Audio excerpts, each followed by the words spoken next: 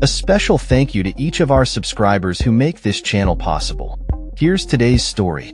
In a shocking turn of events, Ukrainian President Volodymyr Zelensky has reported that a recent overnight attack by Russian forces has resulted in the tragic loss of at least 16 lives, with dozens more injured. The assault, which involved the use of over 470 drones and 48 missiles, has caused significant damage to both energy and transport infrastructure across the country. This latest wave of violence underscores the ongoing tensions between Ukraine and Russia, following 2 years of conflict sparked by Russia's full-scale invasion. Zelensky, who is currently on a diplomatic mission in Turkey to revive peace talks, took to social media to express his outrage at the attacks, stating, "Every brazen attack against ordinary life shows that the pressure on Russia is insufficient. Effective sanctions and assistance to Ukraine can change this." He has called for immediate air defense missile aid from Ukraine's allies to bolster the country's defenses against these relentless strikes.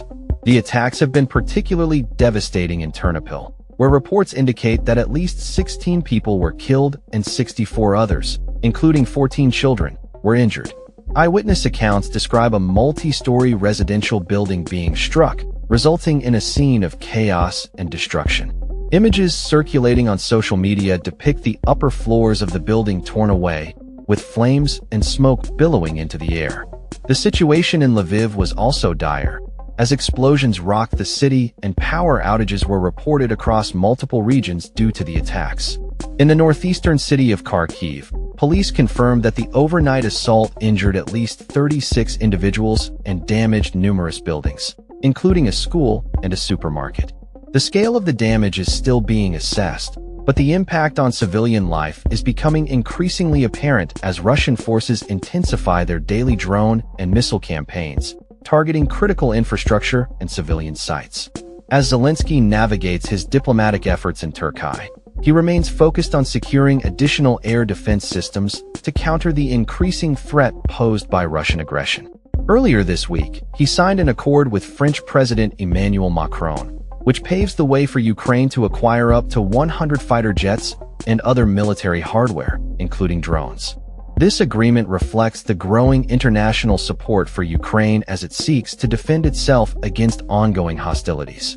The situation has also prompted neighboring Poland to take precautionary measures, temporarily closing its Rzeszów and Lublin airports in response to the escalating conflict. Polish military officials have reported that both Polish and Allied aircraft were scrambled to respond to the threats posed by Russian attacks on Ukrainian facilities. In light of the increasing drone activity, Poland has been reinforcing its air defenses along its extensive border with Ukraine. In a twist of events, the Russian Defense Ministry accused Ukraine of attempting to hit civilian targets in the southern city of Voronezh using US-made ATACMS missiles. However, they claimed that all missiles were intercepted by Russian air defense systems, and no casualties were reported among civilians. The ongoing back and forth between the two nations highlights the precarious situation in the region, as both sides engage in military operations that threaten the safety and security of civilians. As the conflict continues to unfold, the international community watches closely, with many calling for a renewed commitment to diplomatic solutions. Zelensky's calls for effective sanctions and military assistance from allies echo the urgent need for a coordinated response to the escalating violence. The pain and suffering inflicted upon ordinary Ukrainians serve as a stark reminder of the human cost of war, as families are torn apart and communities are left in ruins. In conclusion, the situation in Ukraine remains dire as Russian forces escalate their attacks, resulting in significant civilian casualties and damage to infrastructure.